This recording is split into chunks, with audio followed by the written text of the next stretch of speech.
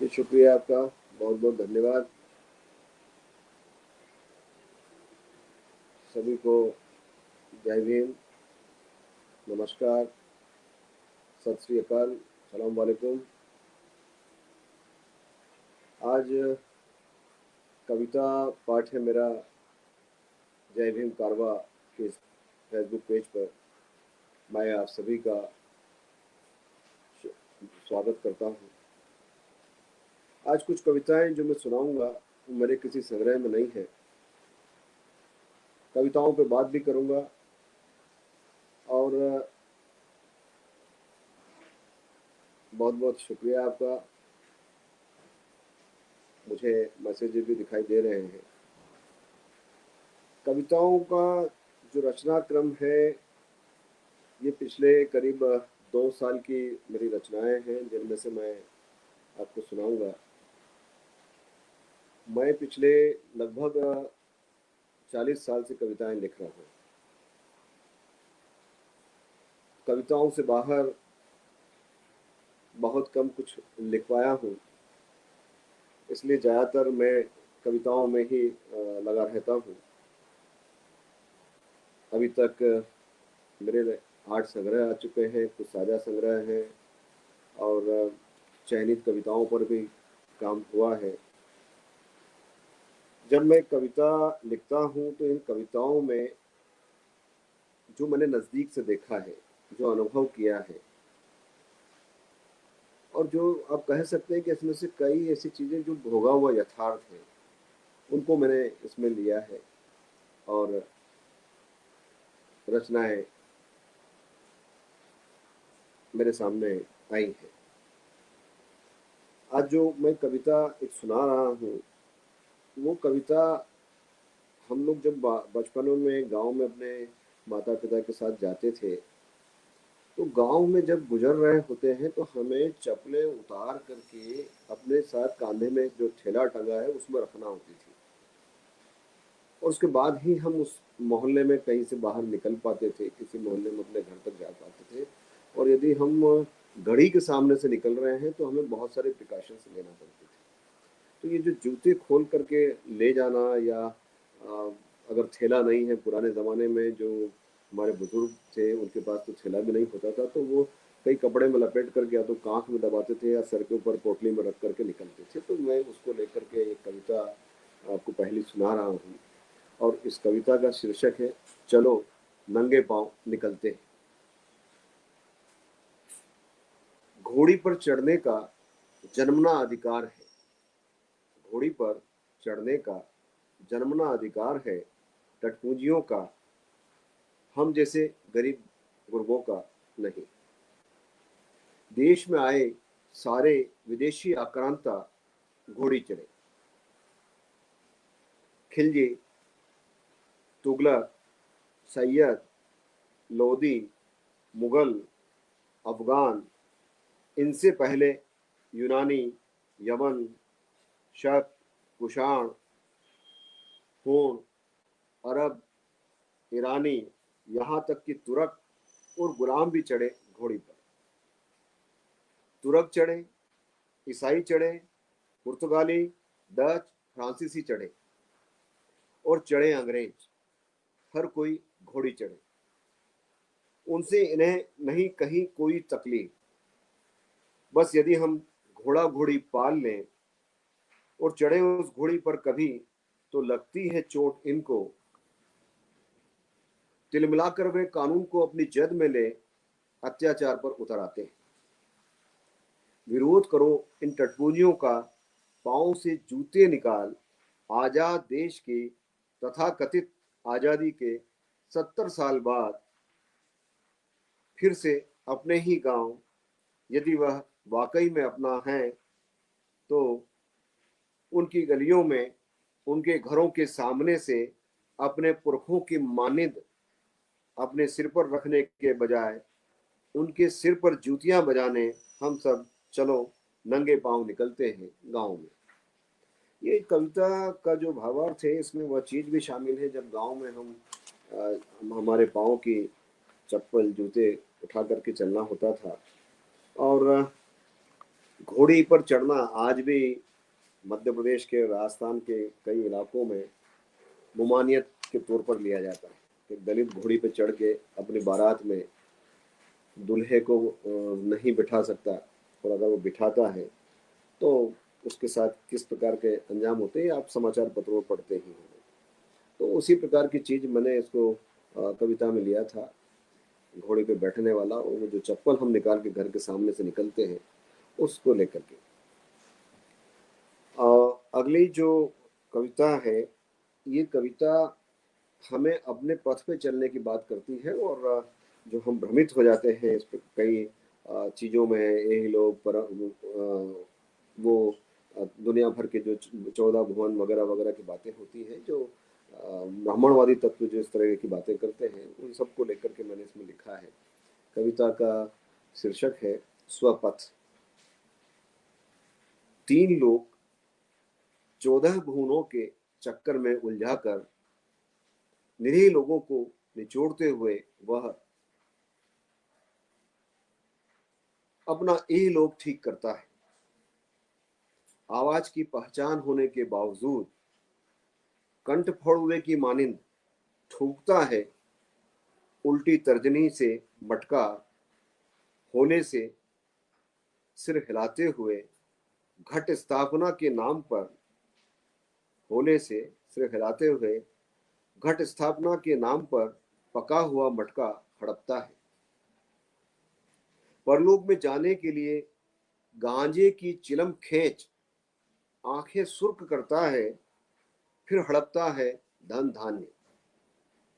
इस नशाखोर की सुर्ख हुई आंखों को पढ़ते हुए निरंतर चलते रहना है उसकी असंख्य भविष्यवाणियों के विरुद्ध।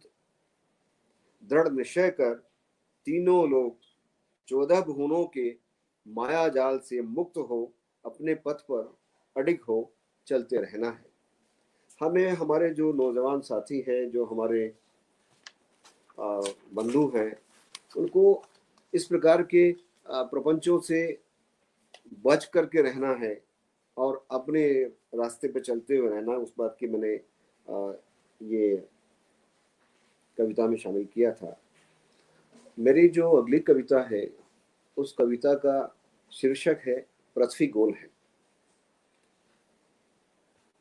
उन्होंने भरसक कोशिश की कि हम सनातन कालीन जीवन जीते रहें। अपने नापाक मंसूबों में वे सफल हुए। अपने नापाक मंसूबों में जब वे सफल नहीं हुए, तब हमें डराने उन्होंने ठीक वैसी ही जैसी तोड़ी थी 1000 साल पहले तथागत की मूर्तियां, अनगिनत जगहों पर तोड़ी गांधी की मूर्तियां। शब्द शांत रह, रघुपति राजा राजा राजा राम जपते रहे। इस जाप के सिवाय कोई कुछ नहीं बोला। वे इसके बाद 2 गुने उत्साह से तोड़ते रहे अंबेडकर की प्रतिमाएं। उनके इस कुकृत्य पर हमें छोड़ कोई कुछ नहीं बोला। लेकिन अब लेनिन की प्रतिमा, पेरियार की मूर्ति तोड़ दी गई। किन्हीं अज्ञात के खिलाफ खात्मा लगाने दर्ज हुई एक और FIR। लेकिन लेकिन हम पूरी ताकत से कह रहे हैं, तालिबानों, याद रखना पृथ्वी गोल है। तो जिस प्रकार के आप देखते होंगे लगातार समाचार पत्रों में, टीवी में, बाबा साहब अम्बेडकर की प्रतिमा तोड़ दी गई, कहीं पे साउथ में पेरियार की मूर्ति तोड़ते हैं, और नॉर्थ ईस्ट में लेनिन की प्रतिमा तोड़ दी जाती है। उसी समय लेकर के मैंने इस कविता को रचा था। जो अगली कविता मैं आप लोगों के सामने पेश करना चाह रहा हूँ, इस कविता के पीछे एक कहानी यह है कि एक महात्मा जी आकर के मुझसे मिलते हैं, महंत जी, और बोलते हैं कि आप मंदिर आइए और इस मंदिर के लिए कुछ काम करिए, रास्ते के लिए कुछ काम करिए। मैंने कहा मैं मंदिर नहीं आता हूँ, और अगर नियम में आपको कोई काम होगा तो हो जाएगा। तो मैंने उसी को लेकर के एक कविता लिखी थी, ईश्वर है ही नहीं कहीं। शीर्षक यही है, ईश्वर है ही नहीं कहीं। उसने पूछा मंदिर चलोगे? मैंने कहा मैं मंदिर नहीं जाता। अरे क्यों नहीं जाते मंदिर? मेरा 36 का आंकड़ा है वहां विराजित तथाकथित भगवान से, इसलिए नहीं जाता मंदिर। वैसे भी मुझे उससे कोई काम है नहीं। उसे यदि कोई काम होगा मुझसे तो खुद चला आएगा वह मेरे पास अपना काम कराने। मेरी बातें सुन मंद मंद मुस्कुराते हुए कहने लगा वह कि मैं सुलह करा दूंगा। मेरी बात सुन मंद मंद मुस्कुराते कहने लगा वह कि मैं सुलह करा दूंगा। मैंने कहा, किससे करा दोगे सुलह? आंखें मटकाते बोल पड़ा वह, भगवान से, और किससे? मुझसे रहा नहीं गया। कहा कहा मैंने, अरे भाई सुन, मुझे नहीं है उससे कोई काम, ना मैं वहां आऊंगा और ना विलासी गर्भगृह छोड़ उसे बाहर आना है। फिर भी यदि हो उसे मुझसे कोई काम तो वो आ जाए मेरे पास। और हाँ, ये जान लो, ईश्वर है ही नहीं कहीं, इसलिए नहीं आएगा। तभी तो कह गए हैं दास कबीर, पाछर पूजे हरि मिले तो मैं पूजू पहाड़। कविताएं मैं जब लिखता हूँ तो कई बार ऐसी जो हकीकत की जो चीजें होती है, जो वास्तविक घटनाएं होती है, मैं उन्हें भी इसके साथ शामिल करता हूँ और अपनी कविताओं को रचता हूँ। अगली जो कविता मैं आपके सामने रख रहा हूँ, ये कविता हमारे एक जीवन से जुड़ी हुई है और उसमें कई ऐसी घटनाएं अगर आप लिंक करेंगे तो वो घटनाएं एक के बाद एक जुड़ती हुई दिखाई देगी। उसका मैंने शीर्षक रखा है मंतव्य, इस कविता का। और कविता है, हमने उससे रोटी मांगी तो उसने हमारी पत्तल में 1 फुट ऊपर से डाली रोटी। जहाँ पंगत लगती है ना, कभी बुला लेते हैं गांव के लोग कि भाई आप भी खाए, एक तरफ बिठाते हैं सामान्य पंगत से, दूसरी एक तरफ लगा करके, और आपको वहां बैठ करके अगर आपने कहा कि मुझे एक रोटी एक पूरी दो, तो क्या किस तरीके की होता है उसको आप देखिएगा, ध्यान में लगाइएगा। उस पंगत में आदमी बैठा है तो उसने हमने उससे रोटी मांगी तो उसने हमारी पत्तल में 1 फुट ऊपर से डाली रोटी ताकि उसे छूत ना लगे। हमने कहा कि प्यास लगी है, पानी चाहिए पीने को, तो उसने दुत्कारते हुए डबरे की ओर हाँक दिया। दिखावे के लिए कभी कभार चिरे हुए बांस की खपच्ची से दिखावे के लिए कभी कभार चिरे हुए बांस की खपच्ची के एक सिरे से पानी डाल दूसरे सिरे के नीचे ओक लगा या धोबा मान हमें पानी पीने विवश किया। प्याऊ पे अगर आप कभी गए हो गांव खेड़े में, या तो लोहे की पाइप लगी होगी या बांस की खपच्ची बांध करके वो रखते थे। एक तरफ हम अपना ओक लगा के पानी पी रहे हैं, उस तरफ से वो पानी डाल रहे हैं। तो इस कविता आगे भी है, तो दिखावे के लिए कभी कभार गिरे हुए बांस की खपच्ची के दिखावे के लिए कभी कभार चिरे हुए बांस की खपच्ची के एक सिरे से पानी डाल दूसरे सिरे के नीचे ओक लगा या धोबा मांड हमें पानी पीने विवश किया। जब काम के बदले मजूरी मांगी तो आंखें लाल कर हमारी पीठ पर अनगिनत लाठियां बरसाई। जब बच्चों को पढ़ा चाहा हमने तो उसे स्कूल के रास्ते में बच्चों की जमकर पिटाई की और अधमरा कर दिया। इससे भी उनकी तृष्णा शांत नहीं हुई तो एक दिन बच्चों को सरेआम मार दिया। बचाने कोई नहीं आया, सब दूर से तमाशा देखते रहे। जब जब हमने हकों की मांग की तब तब दलन की गति तेज कर रास्ता की ओर धकेलने की उसने बार बार हुंकार भरी। वो लगातार इस कोशिश में है कि हम अपने पुरखों की तरह उसके स्वर्ण काल जैसी ही गुलामगिरी करने लगे। अपने मंतव्य को पूरा करने वो तेजी से जुट गया है। और हम, मैंने यहाँ एक प्रश्नवाचक छोड़ दिया आपके लिए, और हम क्या कर रहे हैं? ये इसमें आपको सभी हमारे जो आंदोलन के साथी हैं, जो हमारे अम्बेडकरवादी लोग हैं, उनको इस बारे में सोचना होगा कि उसने अपने मंतव्य को पूरा करने वो तेजी से जुट गया है, और हम क्या कर रहे हैं? ये प्रश्न खड़ा करती है कविता। एक और जो कविता है, वो कविता में आप जोड़ेंगे, ये भी हकीकत है।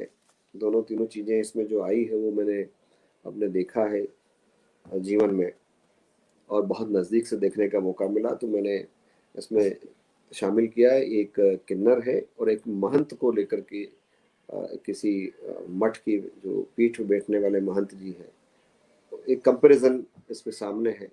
और यदि आप और गहराई से दर्शकगण श्रोता उतरेंगे तो उनको वो लिंक कर पाएंगे कि मैं किस की ओर इशारा कर रहा हूँ। तो कविता का शीर्षक है गद्दी नशीन किन्नर। मेरे कस्बे में एक किन्नर रहती थी, सब उसे गफूरन बुआ के नाम से जानते थे। बात उन दिनों की है, बात उन दिनों की है जब मैं बैंक की नौकरी में लगा ही था। गफूरन बुआ बैंक की उस शाखा में अपनी एक पासबुक, कुछ सावधि जमा की रसीदें लेकर आई। उसे जमा कराना थे खाते में थोड़े बहुत नकदी। देय हो चुकी फिक्स डिपॉजिट का नवीनीकरण करा, उस पर मिला ब्याज भी डलवाना था उसे इसी बचत बैंक के खाते में। देखा था तब मैंने उसकी पासबुक को, उसमें गफूरन बुआ के पिता का नहीं बल्कि उसके गुरु का नाम दर्ज था, गुरु बख्श। बाप के नाम की जगह लगभग ऐसा ही मिलता जुलता वाकया था गोधुलिया तालाब के किनारे वाले मठाधीश महंत जी के साथ भी। बैंक मियादी जमा की रसीदें, बचत खाते की पासबुक पर उनके बाप की जगह गुरु का नाम दर्ज था।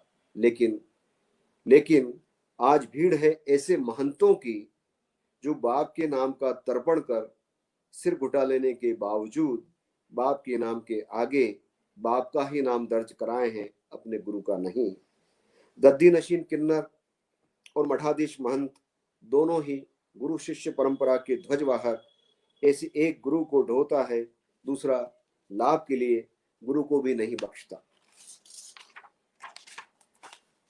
सियासत में गद्दी सुख पाने सब कुछ जायज है, बस तर्पण के बाद बाप का नाम लिखना नाजायज है। देखा होगा पिछले समय में कहीं किसी प्रसिद्ध महंत जी के मामले में भी यही चीजें थी।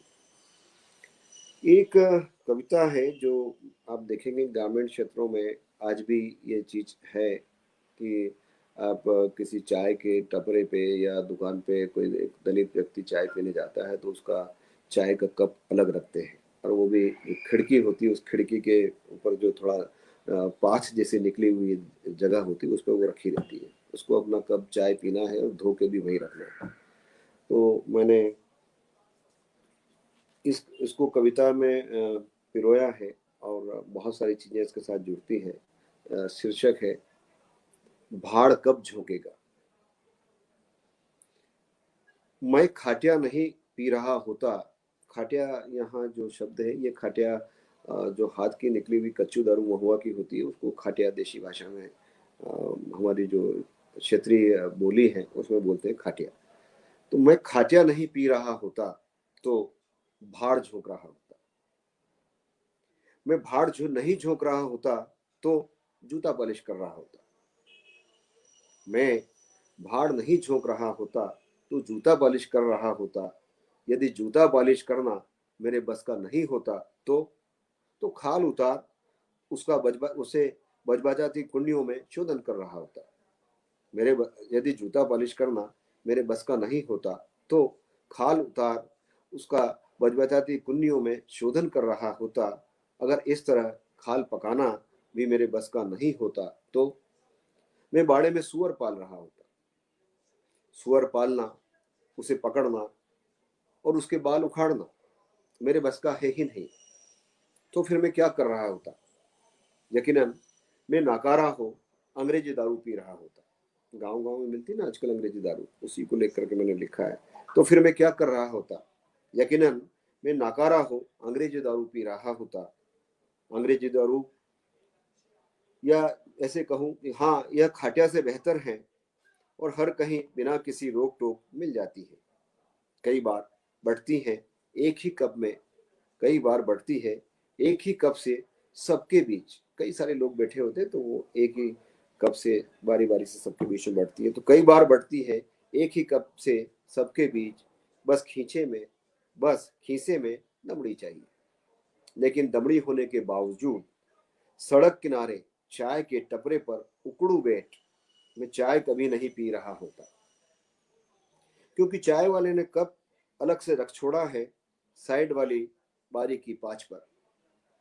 नगद पैसा देकर चाय पीने के बाद उस कप को धोकर वहीं रखना है, ऐसी चाय पीना मेरे वश का है नहीं। इसलिए ये चाय भी नहीं पीऊंगा। तो फिर चाय वाले तू क्या काम करेगा, खटिया पिएगा? इस प्रकार ये कविता मैंने उस चीज को लेकर के लिखी है। गांव परिदृश्य आजकल लोगों को ये तय हो गया है कि आपको एडिक्ट कर देना है, और बड़ा ऐसा व्यापार या लाभ के लिए जिस प्रकार की चीजें होती है, तो वो गरीब हमारा जो आदमी है, जो दलित व्यक्ति है, दिन भर की मजदूरी करे और दारू के नशे में डूबता रहे। तो आजकल घर घर गांव गांव में दारू मिलना शुरू हो गई। लेकिन चाय पीने के लिए अगर उसको गांव में जाना है, तो वो जो टपरा है, उस टपरे ने खिड़की के ऊपर पाँच पे एक टूटी डंडी का कप रखा हुआ है, उसमें उसको वो चाय पिलाता है और वो वहाँ उसके साथ भेदभाव करता है। उसको मैंने उस कविता में किया था। अगली जो मेरी कविता है, ये कविता है जूतों का अस्पताल, इसका शीर्षक है। और अगर आप देखेंगे तो कई बार आपको भी दिख जाएगा। एक आप कल्पना करिएगा कि एक आदमी कहीं किसी चौराहे पर किसी गांधी जी की प्रतिमा के किनारे अपनी दुकान लगा करके बैठा है और वो जूते सिलता है, मेहनत मजदूरी करता है, और उसका शोषण कहाँ कहाँ हो सकता है, ये इस कविता में आया हुआ है। और उसके अलावा अगर वो और क्या क्या चीज़ें करता है और किस तरीके से अपने भविष्य को देखते हुए काम करता है, वो भी इस कविता में शामिल है। तो शीर्षक है कविता का जूतों का अस्पताल। मेरे किसी भाई ने खोला है गांधी चौराहे के बस स्टॉप के पास वाले फुटपाथ पर रेलिंग के सहारे 3x3 का फ्लेक्स बांध जूतों चप्पलों का अस्पताल। रोज खोलता है वह बीमार जूतों चप्पलों का अस्पताल। दिन भर में 2-3 बार मुफ्त में पॉलिश करता है। मौका पड़ने पर मुफ्त में जूतों की मरम्मत करता है। पुलिस वाले, निगम वाले, कभी कभी दूसरे मुलाजिम भी उसके अस्पताल में उठा लेते हैं उससे इस बेगारी का लाभ। शर्तिया इलाज की गारंटी के साथ अस्पताल खोला है, तो मुफ्त में मरम्मत करना होगी, ठीक वैसे ही जैसे करते हैं इलाज खैराती अस्पताल में डॉक्टर। वह भी डॉक्टर है, जूतों का मुआयना कर उनका मिजाज भाप डायग्नोस करता है बीमारी। दिमाग में प्रिस्क्रिप्शन तैयार कर जूतों में ठोकता है कीले, पक्के सूत के लगाता है टांके, सॉल्यूशन लगा चिपकाता है अपनी जगह से उखड़ा हुआ तला। बीमार जूतों की सारी तासीर केवल जानता है वही, जैसे कि जानता है कोई डॉक्टर किसी आदम शरीर के बारे में। वैसे ही वह भी जानता है जूतों के बारे में। उसने छपाया है फ्लेक्स पर बोल्ड फॉन्ट में, आज नगद कल उधार, उधार प्रेम की कैची है। फिर भी कर देता है वह गांधी चौराहे के आसपास रोजंदारी वालों को, रिक्शा खींचने वालों, ठेला हम वालों, फुटपाती भिखारियों से उधार। पूरा दिन फोकट में काम करते गुजरने से बेहतर है इन सब से उधार करना, ताकि समय पर काम आ सके ऐसी उधारी का धंधा। ये जो देखा है, कभी महसूस किया है, या उन लोगों के साथ बैठ के जब मैं अपने साथियों की बात करता हूँ जो दुकान काम करते हैं, तो उनकी व्यथा को आप समझेंगे। इस कविता के माध्यम से मैंने सामने रखा था। मेरी एक और कविता है जो मैं आपको भी सुना रहा हूँ, और इस कविता को आप दिमाग में एक चलचित्र घूमना चाहिए श्रोताओं के। अगर ये कविता जो पढ़ रहा है तो ये कहाँ और किस चीज़ को लेकर के लिखी गई है। हकीकत है, क्योंकि मैं ईश्वर नाम की संस्था में मुझे भरोसा नहीं है और ना ही मैं विश्वास करता हूँ। फिलहाल अब जो सामान्य भाषा में जो कहते हैं लोग के नास्तिक है, तो ये कहें, लेकिन मैं नास्तिक ही हूँ। गौतम जी कह रहे हैं कि राजा वाली कविता हो सके तो जरूर पढ़ें। मैं कोशिश करूंगा कि वो कविता भी आपको पढ़ के आखिरी के समय में सुनाऊं। वो मेरे पिछले वाले संग्रहों में है। तो शीर्षक है कविता का फुटपाती दुकान पर बैठा ईश्वर। फुटपाती दुकान पर बैठा ईश्वर। उसे प्रिय है वीणा, बांसुरी, डमरू, मृदंग और शंख। आजकल वह तबला, ढोलक, शहनाई और हारमोनियम भी बजाता हुआ दिख जाता है। गाहे बगाहे सड़क किनारे लगी मृण्य मूर्तियों की दुकानों में पटिया पर बैठा है बिकने। उसे प्रिय है वीणा, बांसुरी, डमरू, मृदंग और शंख। आजकल वह तबला, ढोलक, शहनाई और हारमोनियम भी बजाता हुआ दिख जाता है। गाहे बगाहे सड़क किनारे लगी मरने मूर्तियों की दुकानों में पटिए पर बैठा है बिकने। वह अपने एक हाथ में दुनिया भर के हथियारों में से किसी न किसी हथियार को थामे रहता है ताकि लोग उससे भय खाए। वह अपने एक हाथ में दुनिया भर के हथियारों में से किसी न किसी हथियार को थामे रहता है ताकि लोग उससे भय खाए। लेकिन वह कभी गैती, कुदाल, फावड़ा, सब्बल वगैरह को छूता तक नहीं है। लगता है उसके मन में भी समाया हुआ है ऐसा डर कि इन औजारों को हाथ लगा दिया भूले से भी तो बिकने के लिए जाना पड़ेगा उसे रोज रोज किसी ना किसी शहर के लेबर चौक पर। करना पड़ेगा हाड़ तोड़ परिश्रम, 56 भोग तो दूर, पीने का पानी तक ठीक ठाक नहीं मिलेगा। भूले भटके बीवी ने बांध दी गांठ में रोटी तो सूखी ही खाना पड़ेगी दोपहरी में पानी के साथ। लगता है इन्हीं सब बातों से डरा हुआ, श्रम से विमुख हो बिकने बैठा है दुकान पर ईश्वर। ये कविता जब हम देखते हैं सड़क किनारे मूर्तियाँ बेचने वालों को, उस मूर्तियों की भाव भंगिमाओं को और जो चीज़ें उनके पास में हैं उन्हें, तो ये कविता आपके दिमाग में एक चलचित्र की भांति घूमेगी कि कहाँ और किस चीज़ों को लेकर के हमने लिखी है।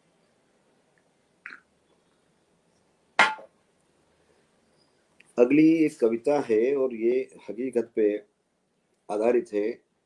एक गांव का नाम कभी आपने सुना होगा और नहीं सुना हो तो सुनिएगा। आट्टापाड़ी गांव है पलक्कड़ के अंदर साउथ का।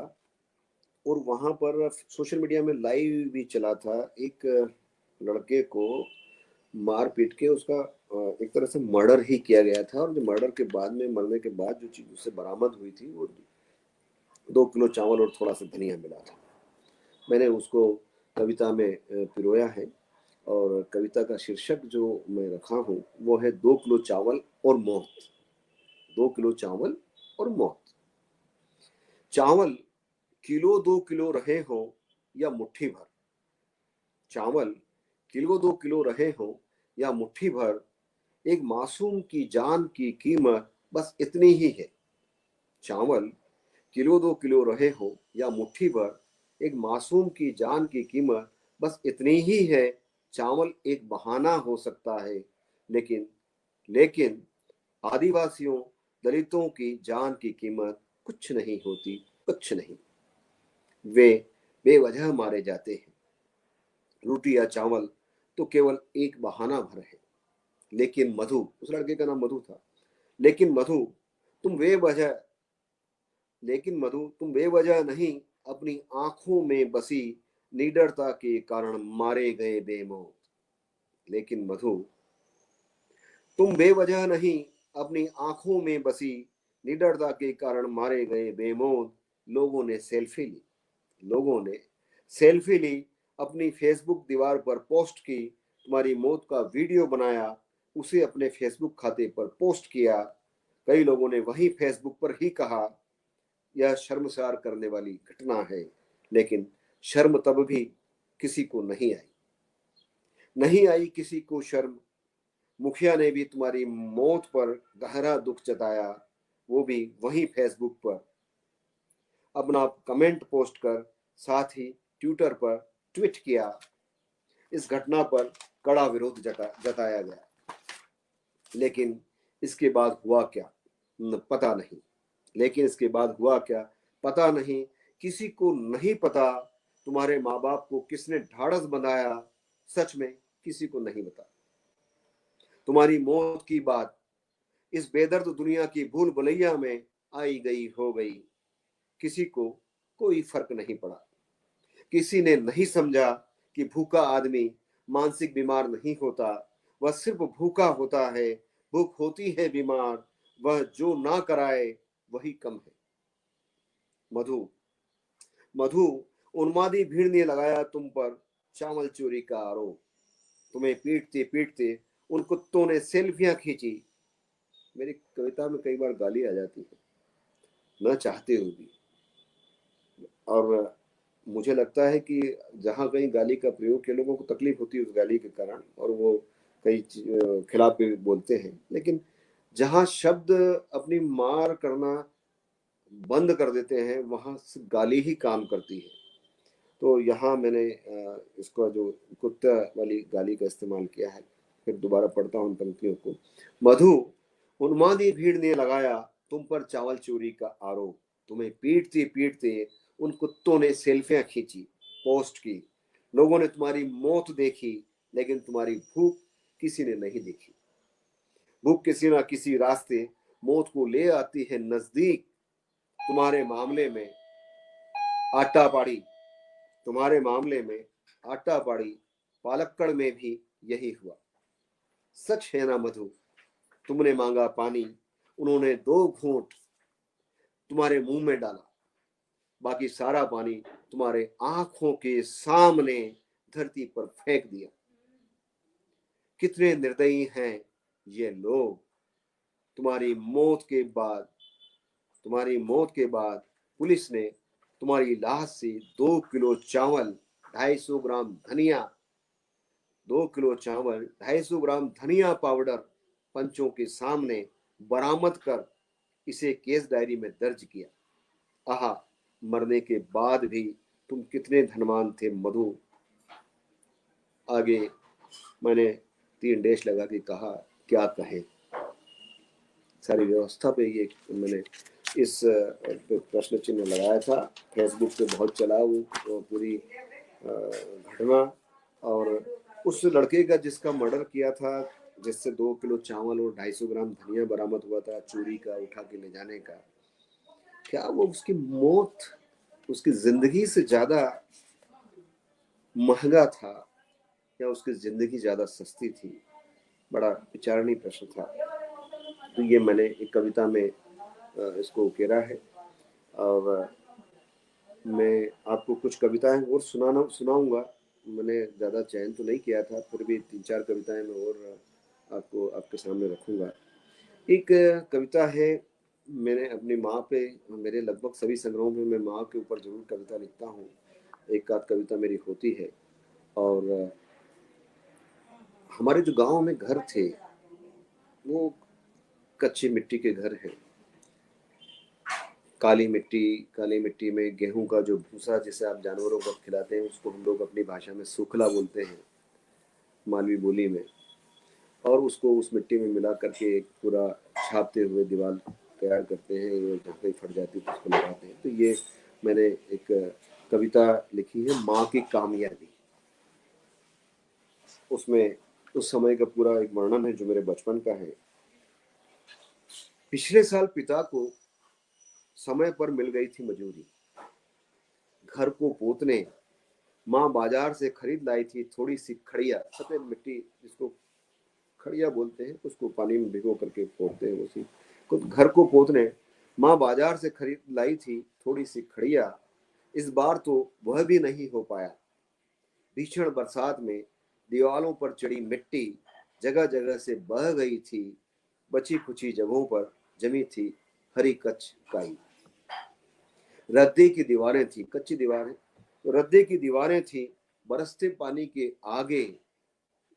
रद्दे की दीवारें थी बरसते पानी के आगे। सूखला मिली गीली मिट्टी कितना जोर मारती। खपड़ों से बहता पानी चूता रहा भर बरसात, घर के भीतर, घर के बाहर, दीवारों पर, और बहा ले गया मिट्टी अपने साथ। जिसे कुदाली से खोद टोकरी में रख सिर पर उठा लाई थी माँ हार से, घर में खंडित खपरों से गिरते बरसाती पानी को फूटे ठीकरों ढीबरों में बटोर बाहर फेंक, फर्श की मिट्टी को बहने से रोकते रहते थे हम।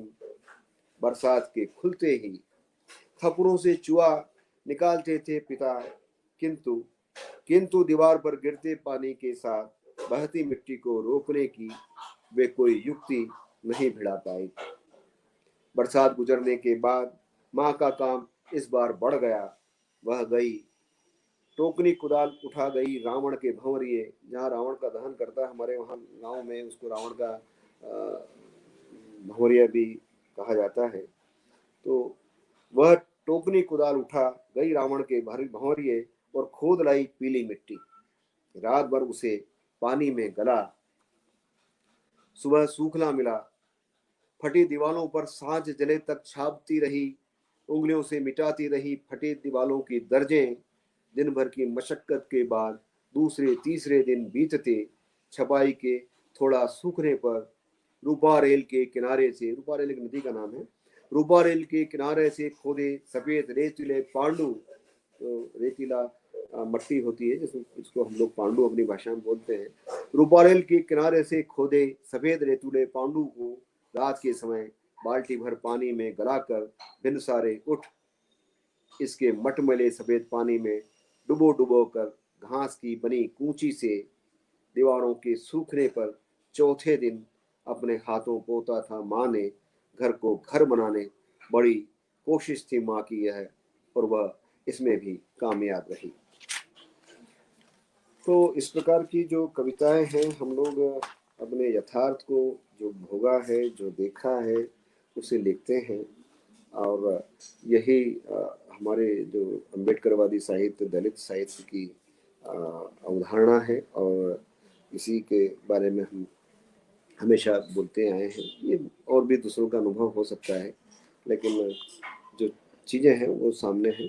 एक कविता जो हम लोग अपने बचपने की करीब आप कह सकते हैं कि ये करीब घटनाएं 50 साल के आसपास, 48-50 साल के पहले की घटना है।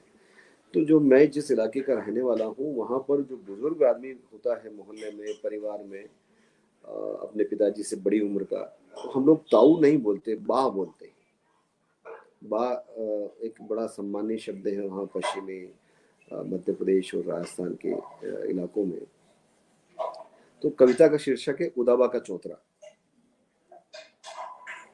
दादी के लुगड़े को तह कर सिर पर गाती बांध, सिर पर गाती बांध हम भाई बहन जाग, सर्दियों का मौसम है, तो दादी के लुगड़े को तह कर सिर पर गाती बांध हम भाई बहन जा बैठते थे उदाबा के चौतरे पर। सूरज उगने की दिशा में मुंह कर सियारे के दिनों में पीपल से छन कर आती धूप की प्रतीक्षा करते, वहीं बैठे ठाले छीलते थे लिलवे। ये जो चना वाला है वो आदमी ठेले से लाता है और आपसे छुलवाएगा, और जो बचे हुए चना है, बूट जिसको आप लोग बोलते हैं, तो चने का झाड़ जो बच जाता है छील करके दाने वो ले जाएगा और बाकी मटेरियल आपको छोड़ देगा, तो आप अपने बकरी को वगैरह को खिला सकते हैं ताकि उसकी पूर्ति हो। तो वो लीलवा उसको हम लोग बोलते हैं।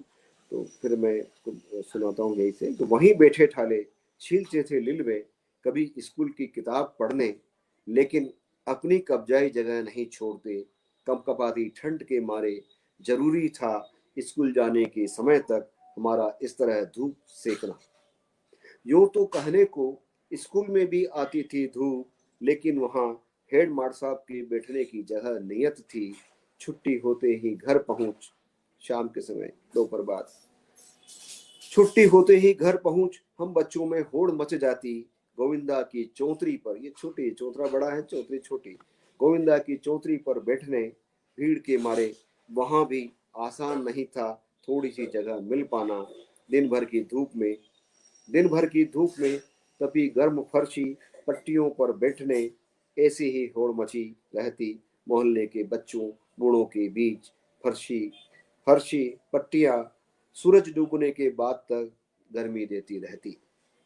सांझ ढले वहां अलाव नहीं लगाता कोई, क्योंकि इसके लिए लकड़ियां चाहिए थी और अलाव फूकने के बनिस्बत सरकारी अलाव तो गांव में लगता नहीं था तो उस समय, और अलाव फूकने के बनिस्बत इनसे चूल्हा जलाना बेहद जरूरी था। घर लोट घर लोट चूल्हे के सामने बैठने के लिए हम भाई भाई बहनों में लड़ाई होती। मक्का की राबड़ी रांधती माँ, डांटती सबको, तब बारी बारी से हम सब चूल्हे के सामने बैठ तापते, कटोरे में अपना हिस्सा पा। अल सुबह उठ उदाबा के चौतरे पर धूप के सामने बैठने की आपस में होड़ लगा मक्का की राबड़ी पीकर सो जाती। मक्का के दलिए को पानी में डाल के, नमक डाल के, उबाल के जो पिलाते हैं, वो हमारे इलाके में, हमारे घरों में एक परंपरा सी थी कि वही सबसे सस्ता और सुलभ खाद्यान्न था, तो उबाल करके हम लोग राबड़ी खाते रहे हैं। एक कविता मैंने, आप अगर उसको सुनेंगे तो आपको लगेगा कि मैं क्या लिख रहा हूँ, लेकिन ये उल्लुओं पे मैंने एक कविता उल्लुओं को लेकर के लिखी है। उल्लू एक नहीं कई तरह के होते हैं, और एक कहावत है ना, हर शाख पे उल्लू बैठा है, अंजाम है गुलिस्ता क्या होगा। तो आप कई तरह के उल्लुओं को मैंने लेकर के इस कविता में पिरोया है। और इन उल्लुओं के बारे में मेरा जो ध्यान है, मैं पक्षियों को निहारता हूँ, पक्षी अवलोकक हूँ। मेरा जो चेकलिस्ट है लगभग 350 जो पक्षी है अलग अलग प्रजातियों के, मैं उन्हें पहचानता हूँ नाम से। तो उसमें उल्लू भी बहुत सारे हैं, तो मैंने जिन जिनको मैं पहचानता हूँ उसके बारे में मैंने लिखा। किसी के बारे में अगर किसी को नहीं देखा तो वो भी इसमें हवाला है। एक बड़ी सामान्य कविता है, इसको आप ये भी कह सकते हैं कि ये दलित साहित्य की कविता नहीं है, लेकिन अगर जोड़ेंगे तो वो ये इसकी जड़ें वहीं से पहुंचेगी घूम फिर करके। तो कविता का शीर्षक है हर शाख पर उल्लू बैठा है। सदियों से हम उल्लू और आउलेट को एक ही समझने का भ्रम पालते रहे, जबकि आउलेट का मतलब डुंडल और खूंसट से होता है, जो उभयचर, धब्बेदार या धारीदार पंख घंटी जैसी टूटे टूट टूटे टुटुट या चूर चूर चूर जैसी आवाजें करते हुए वे इसके पिच को ज्यादातर समय चिवाक चिवाक चिवाक कर एकांतरित कर देते हैं। अमूमन ये 3 या 4 के समूह में मिलता है। कभी कभार नर मादा बच्चों सहित 4 से ज्यादा भी हो जाते हैं, एकला कम ही चलता है। ये खुले वनों, घरों के बाहर बिजली के खंभों और तारों पर, दीवारों या मुडेरों पर दिख जाते हैं अक्सर रात्रि के समय। दिन में पेड़ों की कोठरों में आराम फरमाते हैं। हाँ हाँ, तिब्बती खूंसट मैंने अभी तक अच्छे से देखा नहीं, इसीलिए उसके बारे में बता नहीं पाऊंगा।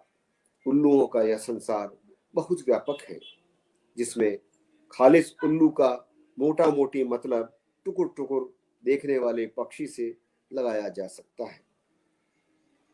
अब यह घास के मैदानों में विसर्पण करने वाला छोटी कान का, पीली आंखों वाला छुटकन्ना उल्लू हो, या शंखरूपी वनों का निवासी बड़े कानों, नारंगी गाल और नारंगी ही आंखों वाला लंबकन्ना उल्लू, या चुन चुन कर मछलियां खाने वाला मछेरा उल्लू हो, या जंगल के कीड़ों का भक्षण करने वाला धारीदार उल्लू, या वह दिन में ऊंधता खंडोरों और वीरान इमारतों में रहता, कभी रोने और सिसकियां भरने की हरकतें करता हुआ, गहरी आंखें और बिना कोई निशान वाला सफेद मुंह हो, जिसका सफेद ही अधर भाग वाला सुनहरा पांडु पृष्ठभागी बार्न आउल हो सकता है।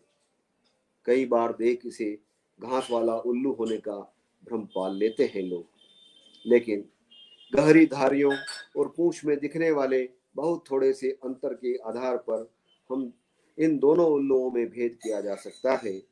दिन में किसी समय यह अत्यंत छोटे कर्णपुच्छधारी कभी कभी दो समानांतर सीटियों के समान आवाज मारता हुआ टू टू करते दिखाई देने वाला चितकबरा पहाड़ी चुगद हो सकता है। वैसे चुगद उल्लू कई तरह के पाए जाते हैं अपने देश में। वैसे चुगद उल्लू कई तरह के पाए जाते हैं अपने देश में।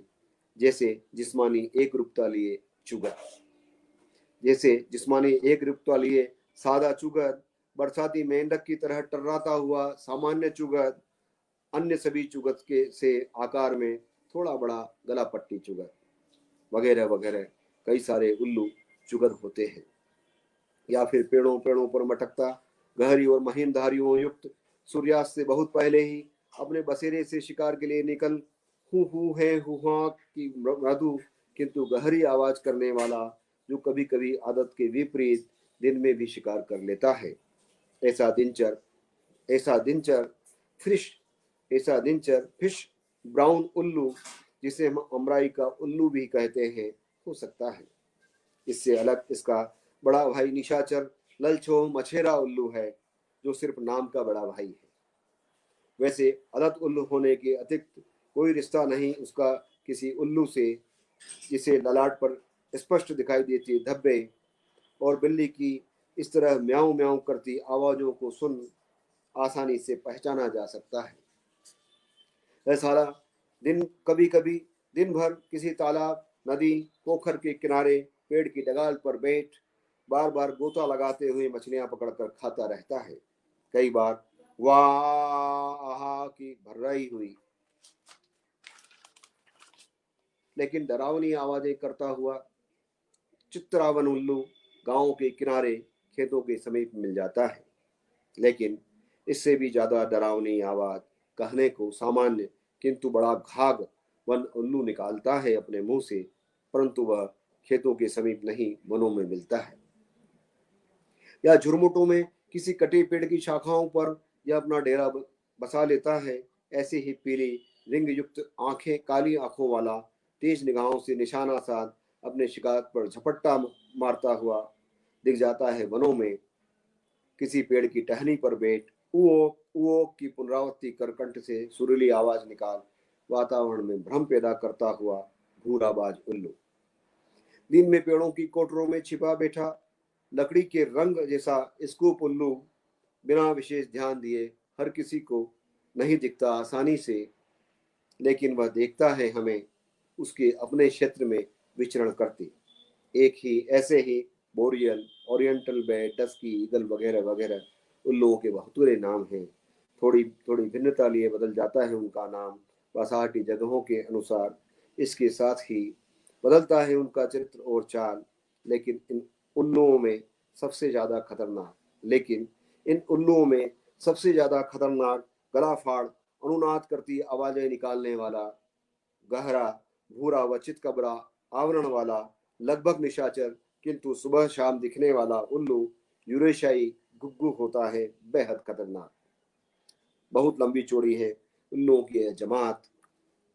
तलहटी से लेकर ऊंचे पहाड़ों तक, छोटी बड़ी घास के मैदानों में, फसलों से लहलहाते अथवा खाली पड़े खेतों में, वीरानों और खंडहरों में, यहाँ तक कि कठोर चट्टानों पर, कभी बिजली के झूलते तारों पर, कभी दो दो सीटियां मारते, कभी घंटी बजाते, कभी मेंढकों की तरह टर्राते हुए, कभी कर्कश स्वरों में गला फाड़ चीखते, कभी बिल्ली की तरह म्याऊं म्याऊं करते, कभी गांवों में, कभी हवेलियों की मुनेरों पर, कभी खेतों की मेड़ों पर, खड़े पेड़ों की डगालों पर, कभी भर्राई किंतु डरावनी आवाजें निकालते हुए, कभी वनों के भीतर और वनों के बाहर छोटे बड़े वृक्षों, पेड़ों या झाड़ों पर, कभी वृक्षों की कोटरों में बसेरा करते, कभी कभी विशाल पेड़ों की शाखाओं पर बैठे ठाले ऊंधते हुए हर कहीं मिल जाते हैं कई नाम और कई आवरणधारी उल्लू। किंतु जब किसी पेड़ की शाख पर बैठता है कोई उजबक उल्लू, तो वह यूरेशियाई का नजदीकी रिश्तेदार तो वह यूरेशियाई का नजदीकी रिश्तेदार धब्बेदार उल्लू होता है, जिसे हमारी भाषा में सामान्य खूंसट कहते हैं। और इन खूंसट उल्लुओं के मारे हमारा गुलिस्ता बचा ही कहाँ कि जिसके अंजाम की चिंता करे कोई। थोड़ी लंबी कविता थी उल्लुओं को लेकर। अपने मैंने सारे बिंदु प्रतीक उल्लुओं को लिया और अपनी बात कही है। उनको आप अगर जोड़ेंगे तो उसमें यूरेशियाई भी आया। वो यूरेशियाई कौन लोग होते हैं, कौन यूरेशियाई कहलाते हैं, वो भी इसमें आप समझ सकते हैं। अ, आज वैसे भी मैंने जो चयन किया था उसमें एक कविता और बची है, अंतिम कविता है। समय होगा तो मैं अपना संग्रह निकाल के, जैसा बंजर धरती के बीच में से भी कुछ कविताएं पढ़ दूंगा। ये कविता का नाम है, शीर्षक है भूरा भगत। और ये भूरा भगत एक जगह है, तो कविता में उसका उल्लेख आया है। और एक मेला लगता है हर साल वहाँ। उस मेले में लोग बाहर से आते हैं और किस किस प्रकार की चीज़ें होती हैं वो उसमें मैंने हवाला दिया है। तो भूरा भगत, टाइगर टाइगर चिल्ला रहे थे लोग, टाइगर टाइगर चिल्ला रहे थे लोग, थोड़ी थोड़ी दूरी पर बांस बलियों को गाड़ आपस में बांध बना ली थी उन्होंने दुकानें। उनकी छत पर डाल जामुन की पत्तियां लदी डगाने छा दी थी छत। बल्लियों से ही बना था उनका शोकेश, उस पर रखी थी बोतलें, अद्धे पौवे, राशि, दोबारा, गुलाब, मसाला। ये जो मैं नाम ले रहा हूँ, राशि, दोबारा, गुलाब, मसाला, ये देशी दारू की वैरायटी जो हमारे मध्य प्रदेश में मिलती है। तो उस पर रखी थी बोतलें, अद्धे पौवे, राशि, दोबारा, गुलाब, मसाला। वे बेच रहे थे महुआ की शराब, देशी ठेठ देशी, उन राहगीरों को जो आए थे मेला करने।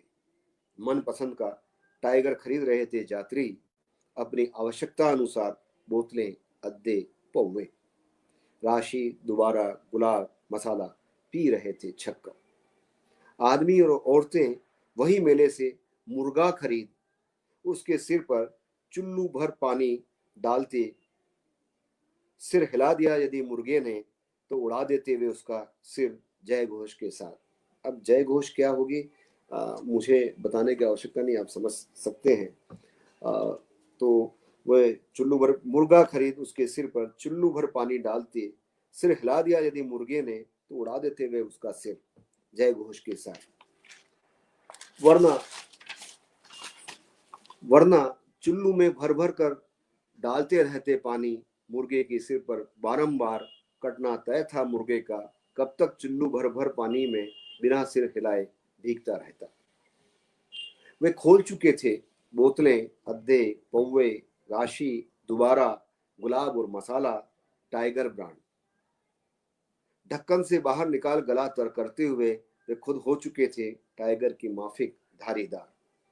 दारू से दुना उत्साह पा वे चले जा रहे थे खा पी कर जंगल के रास्तों, जहां जहां रास्ते में मिलते थे नदी नाले, घुटनों तक धोती उठा बेखौफ उतर जाते उसके पार, जंगल से होते हुए नादिया के समीप। नादिया गांव का नाम है, जगह का नाम है। जंगल से होते हुए नादिया के समीप देनवा, देनवा पार कर, देनवा एक नदी का नाम है, देनवा पार कर पहाड़ चढ़ते। कुछ नशे में चूर हो, कुछ लड़खड़ा कर गिर पड़ते पहाड़ से, पगडंडी रास्तों से सीधे नदी में। वे वहीं किनारे पर ढूंढों में दफन हो साथियों के हाथों, उन्हें वहीं दफना देते थे साथियों के हाथों। ये पुरानी कविता, बहुत पुराने, करीब 25 साल पुराने जो चीजें देखी उसके ऊपर आधारित है। तो वो सीधे नदी में वे वहीं किनारे पर ढूंढों में दफन हो साथियों के हाथों देव हो जाते। साथी कहते देव पाहिजे देव।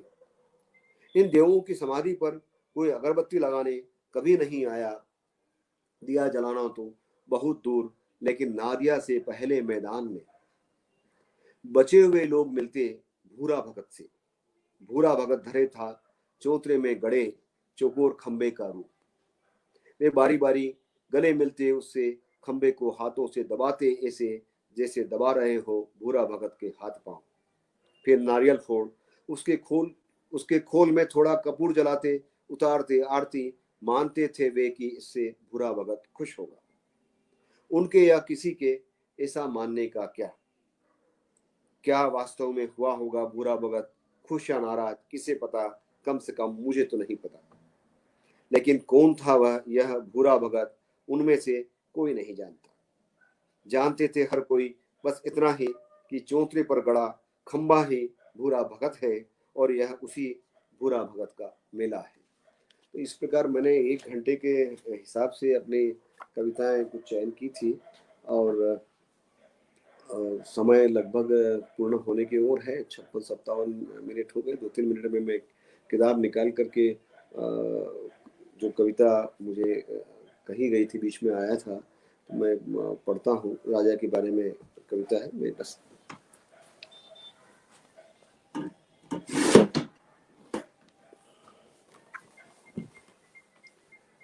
तो राजा वाली जो कविता है ये मेरे बंजर धरती के बीच में आई हुई है। और शायद अगर राजा नंगा है के बारे में कहा होगा तो मैं राजा नंगा है ही पढ़ देता हूँ। कहीं मैंने फेसबुक में भी कुछ दिन पहले एक कहानी भी अच्छी सी पढ़ी थी, ये बस उसी से मिलता जुलता है। परिप्रेक्ष्य आप चाहे जो जोड़ें, उसके लिए कोई बात है नहीं। तो आप देखिएगा सब चीज़ों पे राजा है। राजा नंगा है, राजा बहरूपिया है, रोज बदलता है कपड़े, लाखों के सूट पहनता है, जबकि करोड़ों लोगों के तन पर कपड़े के नाम पर एक रेशा तक नहीं है। यह उसे नहीं यह उसे नहीं दिखाई देता, क्योंकि राजा की आंखों पर कीमती चश्मा चढ़ा है, जिसके आर पार उसे दिखता है चारों तरफ केवल हरा हरा। इस हरेपन में कीमती कपड़े पहनकर भी मगरूर राजा है कि नंगा है। जनता आर्तनाद कर सुनाती है अपनी व्यथा, लेकिन राजा इसे सुन नहीं पाता। वह अपने कानों में बांस का कीमती हेडफोन लगा सत्ता का संगीत सुनने में व्यस्त है। क्यों कर सुनेगा वह किसी निरीह जनता का आर्तनाद। सचमुच राजा बहरा भी है। फिर आंखों पर काला चश्मा चढ़ाए वह अगोर रहा है चांदी की थाली में सजे 56 भोग। उसका पूरा ध्यान थाली में है, भोजन भट्ट की मानित वह ठूसने में लगा है कि कहीं कोई कसर बाकी नहीं रह जाए। इस तरह वह भरा पेट होने के बावजूद पकोसने में मशगूल है। उसे भूखों की ओर देखने की तनिक फुर्सत ही नहीं है। फिर तुम्हारे पास तो थाली है ही नहीं, ताम चीनी का खाली कटोरा है, खाली पेट है, जिसे वह क्यों कर देखेगा। खाता पीता अधाता राजा वास्तव में आंखों से अंधा है। यह 16 आने सही है कि राजा लंगड़ा नहीं है, क्योंकि हर बार दौड़ते हुए चढ़ता है वह हवाई जहाज की सीढ़ियां, किंतु तुम्हारी ओर आते आते वह लंगड़ा जाता है। अपनी लंगड़ाहट कुट छिपाने हाथों की उंगलियों को मटकाते हुए सिर्फ मुस्कुराता है। उसके दरबारी उसे इशारों से समझाने की तमाम नाकाम कोशिशें करते हैं, लेकिन वो हैं कि जिया धड़क धड़क जाए गाने पर थिरक रहा है। हाँ जी, राजा है कि अंधा है, राजा है कि बहरा है, राजा है कि गूंगा है, राजा है कि लंगड़ा है। सच में मोटे काले चश्मे के पीछे राजा पूरा नंगा है। वह राजा है इसलिए नंगा है, वह नंगा है इसलिए राजा है।